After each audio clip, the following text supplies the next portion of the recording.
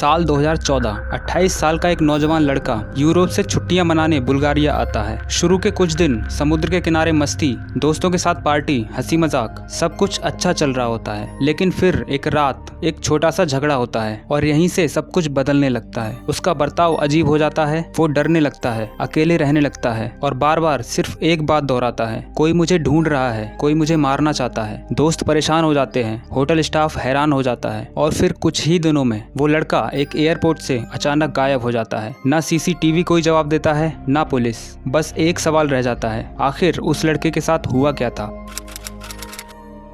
वो लड़का जो अब एक रहस्य बन चुका है, उसका नाम था लार्स मिटेंक। 28 साल का, जर्मनी का रहने वाला, एक सीधा साधा इंसान। इंजीनियरिंग की पढ़ाई पूरी कर चुका था, एक अच्छी कंपनी में नौकरी करता था, परिवार के करीब था और दोस्तों के साथ वक्त बिताना पसंद करता था। उसकी जिंदगी में कुछ भी असामान्य नहीं था। वो कोई क्रिमिनल नहीं था, ना ही उसे किसी भी तरह की मानसिक बीमारी थी। बस एक नॉर्मल लड़का जैसे आप और हम। साल 2014 की गर्मियों में उसने अपने दोस्तों के साथ छुट्टियां मनाने का प्लान बनाया। जगह चुनी गई बुल्गारिया का मशहूर टूरिस्ट स्पॉट गोल्डन सैंड्स, एक ऐसी जगह जो पार्टी, बीच और कम दाम वाली शराब के लिए यूरोप भर में मशहूर थी। लार्स ज्यादा पिए बिना भी माहौल का मजा ले रहा था। वो ज्यादातर टाइम शांत रहता था, लेकिन हंसने हंसाने से पीछे नहीं हटता था। दोस्तों की माने तो छुट्टियों की शुरुआत एकदम परफेक्ट थी, धूप, समंदर, मस्ती, और फिर अचानक सब कुछ बदल गया। एक दिन एक छोटा सा झगड़ा होता है, बहुत मामूली सा, लेकिन उस झगड़े के बाद लार्स का बर्ताव कुछ ऐसा हो गया जो किसी की समझ में नहीं आया। उसकी आंखों में ऐसा डर था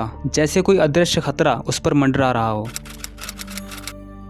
बुल्गारिया के गोल्डन सैंड्स में लार्स और उसके दोस्त पिछले कुछ दिनों से पार्टी कर रहे थे। बीच पर धूप सेकना, लोकल फूड ट्राई करना और रात में क्लब जाना, सब कुछ एक परफेक्ट यूरोपियन वेकेशन जैसा लग रहा था। अब तक उनको यहाँ आए हुए 4 दिन हो चुके थे, लेकिन फिर 5वें दिन एक अजीब घटना घटती है। लार्स अपने दोस्तों के साथ एक फास्ट फूड रेस्टोरेंट में खाना खा रहा था जब उसका कुछ लोकल लड़कों से झगड़ा हो गया। वजह बहुत मामूली थी, शायद फुटबॉल को लेकर बहस हुई थी, क्योंकि लार्स जर्मनी के एक फेमस क्लब वेर्डर ब्रेमेन का सपोर्टर था। लेकिन बहस धीरे धीरे टकराव में बदल गई और बात हाथापाई तक पहुंचने वाली थी। तभी उसके दोस्त बीच बचाव करवाकर वहां से निकल गए। लार्स को मामूली चोट लगी, कान के पास एक हल्का सा झटका। दोस्तों ने सोचा कोई बड़ी बात नहीं, लेकिन लार्स को ऐसा नहीं लगा। अगले दिन उसने शिकायत की कि उसके कान में दर्द हो रहा है। डॉक्टर्स ने उसे बताया कि उसका ईयर ड्रम परफोरेट हो गया है, यानी उसका कान अंदर से डैमेज हो गया है और ऐसे में फ्लाइट से ट्रेवल करना खतरे से खाली नहीं। उसके बाकी दोस्त अपनी फ्लाइट पकड़कर जर्मनी लौट गए, लेकिन लार्स को डॉक्टर की सलाह पर 1-2 दिन और रुकना पड़ा और यहीं से कहानी ने करवट ली। अब लार्स अकेला था,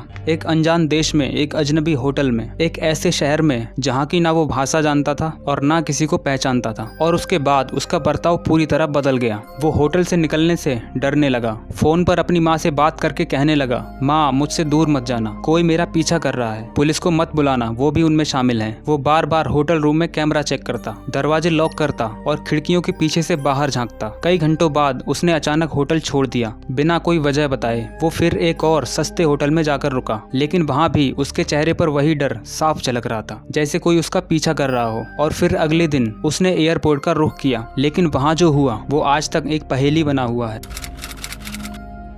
अब वो अकेला था एक अनजान शहर में और अब सिर्फ डर उसका साथ दे रहा था। वरना बुल्गारिया के पूर्वी किनारे पर बसा हुआ एक समंदर के पास का शहर, जो आमतौर पर अपने शांत मौसम, पुराने इतिहास और सुंदर बीच के लिए जाना जाता है। लेकिन उस दिन वरना की गलियां एक जर्मन टूरिस्ट के लिए किसी भूल भुलैया से कम नहीं थी। लार्स मिटेंक को डॉक्टर ने उड़ान ना लेने की सलाह दी थी। कान का पर्दा फट गया था और फ्लाइट में प्रेशर से बड़ा खतरा हो सकता था। उसके दोस्त लौट गए और वो वरना में रुक गया, ये सोचकर कि बस 1-2 दिन की बात है। लेकिन उस 1-2 दिन में कुछ टूट गया। लार्स ने एक सस्ता होटल लिया, होटल कलर, शहर के एक कोने में बसा हुआ, छोटा, सुनसान और थोड़ा हटकर। पर इस होटल में लार्स के साथ जो हुआ वो बहुत ही डरावना था। उसका बर्ताव बिल्कुल बदल गया। वो घबराया हुआ था, अजीब बातें करने लगा था, मोबाइल पर अपनी माँ को बार बार कॉल करने लगा और एक ही बात कहता, माँ कोई मेरा पीछा कर रहा है, मैं सेफ नहीं हूँ, कुछ लोग मेरे पीछे हैं। रात को चैन से नहीं सोता था, दिन में खिड़कियों से बाहर झांकता रहता। होटल स्टाफ ने नोटिस किया,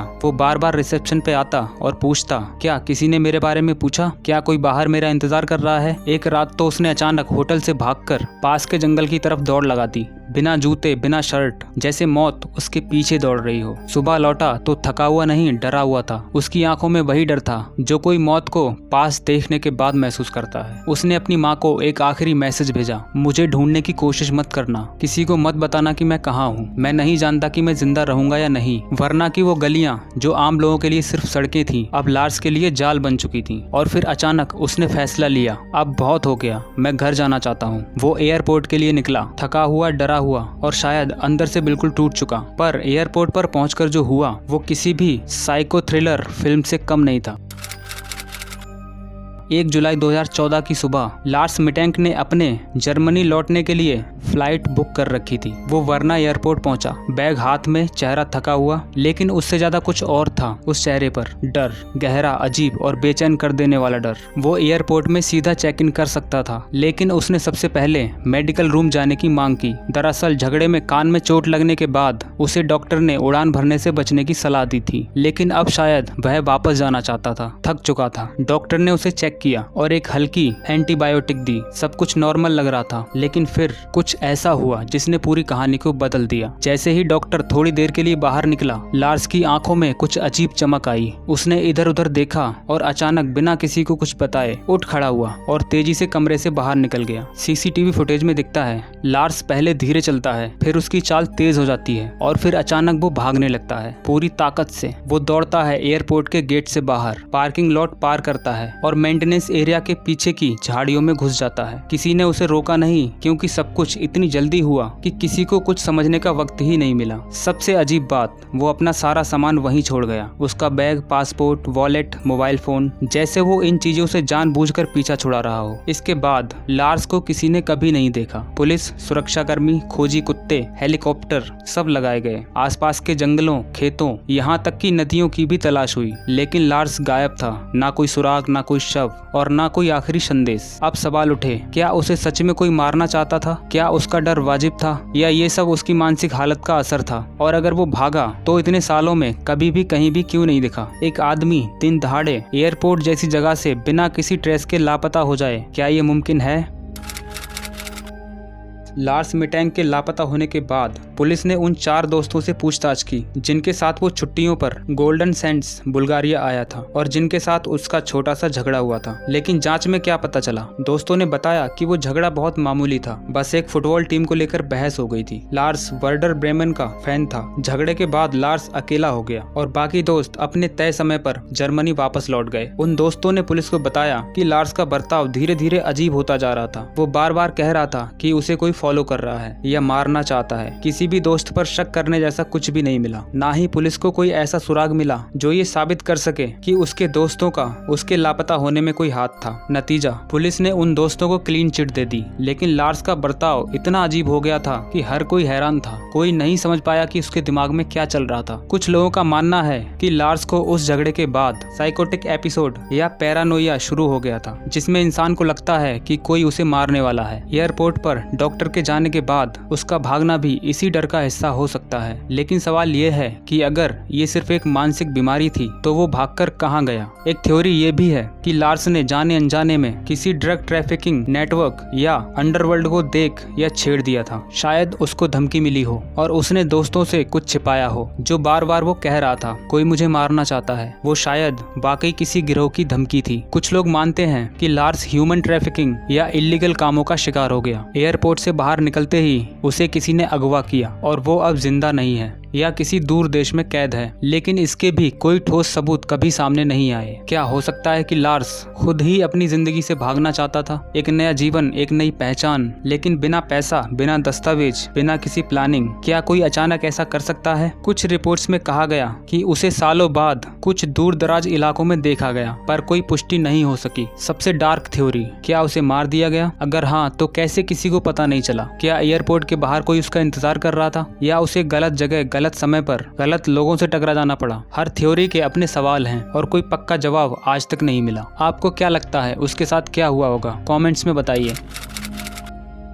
लार्स मिटेंग के अचानक लापता हो जाने के बाद उसके परिवार पर मानो दुखों का पहाड़ टूट पड़ा। उसकी मां सैंड्रा मिटेंग ने एक इंटरव्यू में कहा, मुझे आज भी लगता है कि वो कहीं जिंदा है और किसी दिन लौट कर आएगा। पूरे यूरोप में पोस्टर लगे, सोशल मीडिया पर हैशटैग्स चले, #फाइंड लार्स मिटेंग। यूट्यूब पर एयरपोर्ट का सीसीटीवी वीडियो वायरल हुआ जिसमें लार्स भागते हुए दिख रहा है, जैसे किसी अदृश्य डर से पीछा छुड़ा रहा हो। पुलिस ने तलाशी अभियान चलाया लेकिन कोई पुख्ता सुराग नहीं मिला। जंगलों की तलाश की गई, अस्पतालों में पता किया गया, लेकिन लार्स का नाम कहीं दर्ज नहीं था। कई सालों तक लोग दावा करते रहे कि उन्होंने उसे ब्राजील, कनाडा या रूस जैसे देशों में देखा, लेकिन कोई भी दावे कभी साबित नहीं हो पाए। लार्स का मामला आज भी एक ओपन मिसिंग पर्सन केस है। जर्मन अथॉरिटीज और इंटरपोल की लिस्ट में आज भी उसका नाम दर्ज है और तब से लेकर आज तक कोई नहीं जानता कि लार्स मिटेंग के साथ क्या हुआ। वो जिंदा है या नहीं, कहीं भाग गया या किसी साजिश का शिकार हो गया। ये केस हमें एक बात सिखाता है, कभी कभी सबसे ज्यादा डरावनी चीजें वही होती हैं जो अधूरी होती हैं। क्या आपको लगता है लार्स अभी भी जिंदा हो सकता है या ये केस कभी सुलझेगा या नहीं? अगर इस कहानी ने आपको कुछ सोचने पर मजबूर किया हो तो इस वीडियो को लाइक जरूर कीजिए, अपने दोस्तों के साथ शेयर कीजिए और ऐसी ही रियल क्राइम थ्रिलर्स के लिए सब्सक्राइब जरूर कीजिए।